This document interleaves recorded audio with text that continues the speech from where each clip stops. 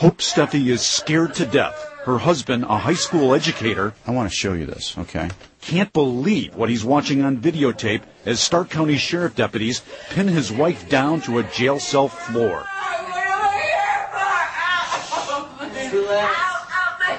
Okay, just relax. What are you doing? You don't treat people like this. Stop.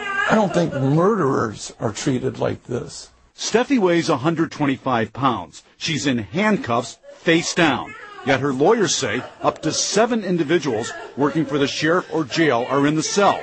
Both women and men deputies forcibly remove all her clothes. What are you doing? Two males holding her down as she's butt naked. That's wrong. The video, obtained exclusively by Channel 3 News, gives us a rare inside look at what can happen to you or a loved one, even if you're the one who calls police for help. What did she say? She said she felt like she was raped without penetration.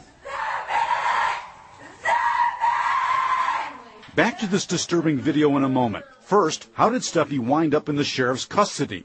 Amazingly, it started with a 911 call for help. Who's crying? The girl that got attacked, my second cousin. Okay, what is she hurt? She has a cut on her nose, it's bleeding, and there's a patch of hair on the ground beside the car. A deputy responds to a report of an assault. Hope Steffi is identified as the victim, the one who needed help. But when help arrives, things get even worse. Hope was not treated as the victim. The situation gets complicated. Steffi says she accidentally turned over the wrong driver's license. It belonged to her sister who passed away. Steffi keeps it as a personal memento. Despite her pleas to return it, her lawyer says the officer refuses. The officer had said to her, "Shut up about your dead sister." The sheriff denied that allegation in a written response to Steffi's lawsuit. He accuses the injured Steffi of starting the altercation with a deputy. Soon, Steffi is put in the back seat of the sheriff's cruiser. Listen closely on dash cam video as Steffi's friend reassures her that she's the victim and that nothing will happen to her. I know you didn't do anything, Hope. He needs to know that it's not your fault. Eventually, Steffi is handcuffed and hauled away to the Stark County Jail to answer questions. Among them, do you have any weapons or sharp objects? Have you ever thought of harming yourself? When Steffi responds, now or ever, she says deputies knock her down and place her feet in a pretzel position. And you have to ask yourself, what was the purpose of this strip search? What was the necessity of it? This was a disorderly conduct claim. Steffi repeatedly questions officers about what they're doing.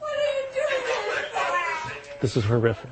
This is a government agency forcing their will on a citizen. Steffi pleads for deputies to stop, and when they begin removing her underwear and bra, she begins to scream. That could be your wife. That could be anybody's wife. For the next 6 hours, Steffi was left in a cell completely naked, without even a blanket to cover herself, and the sheriff admits it. She says she wrapped herself in toilet paper to keep warm and to prevent anyone else from seeing her nude. She also says she was denied access to a phone and medical assistance for injuries that included a cracked tooth, a bulging disc, and bruises. The sheriff again denies the allegation. Lawyers for Steffi say the video speaks for itself. The force used was completely unwarranted. Her lawyers say this is a strip search, and the sheriff's own policy says officers conducting the search must be of the same sex. Clearly, in this case, men played a key role. The last 2 individuals to leave that cell with her completely naked were both men. What would any woman fear?